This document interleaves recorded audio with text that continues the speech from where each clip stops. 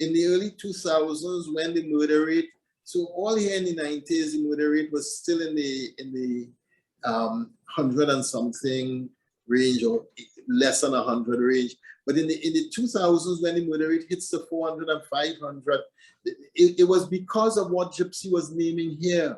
And I would say it is the unfinished project of emancipation.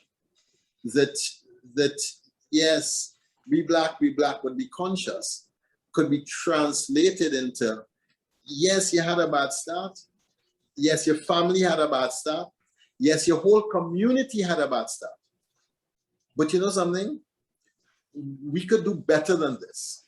And the question that had to be asked at that stage, and if we had asked it then, it would have saved us billions of dollars, billions. The question to have been asked then was, why was the little black boy disconnecting from the education system? Remember that Dr. Williams said, the future of the nation, look in the school bag. Correct. Look in the school bag. And David Rudder added, yes, future knife, future gun, future jail yard. Because like Gypsy, Rudder saw, again in the 90s, Rudder saw that the ambition that drove the generation before to advancement through education had somehow got derailed. And now there was a disconnect from education, and it was creating new future knife, future gun, future jail yard. It was creating a gang mentality that was creating havoc within our nation. Yeah, but I have a big challenge here. I mean, you know, since 1962 and onwards, we've had our own government. We have had our own black government. And therefore, why couldn't our politicians, I mean, listen, you spoke about Dr. Eric Williams saying that our future is in our school bag. You have our Calypsonians who've been speaking about this and singing about this so long. Wasn't it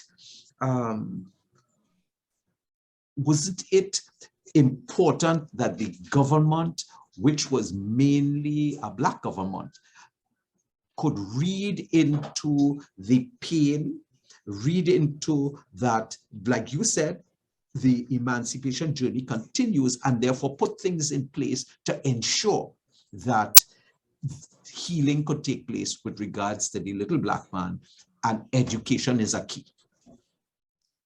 So Dr. Williams saw that, but you have to understand that this is not about a stroke of a pen.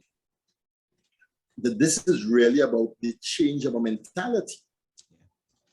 So there was a generation before that understood that the future of the nation was in the school bag. There were families that didn't have 2 cents to rub together, but their children was going to school, and they were making every sacrifice for the children to go to school. My father told me, some friends when he was in school in Tobago, the boy stumped his toe, and the first thing he says, thank God I didn't have on my mother's shoe. Because they had one pair of shoes. You could stump your toe, but don't mash up the shoe because another one ain't coming. Right. They didn't, but every sacrifice was made for the education of the children. And then we had a generation that disconnected from that. And we have to ask why. So part of that is a large immigration from the rest of the Caribbean that was not assimilated well into Trinidad and Tobago. Part of it was that.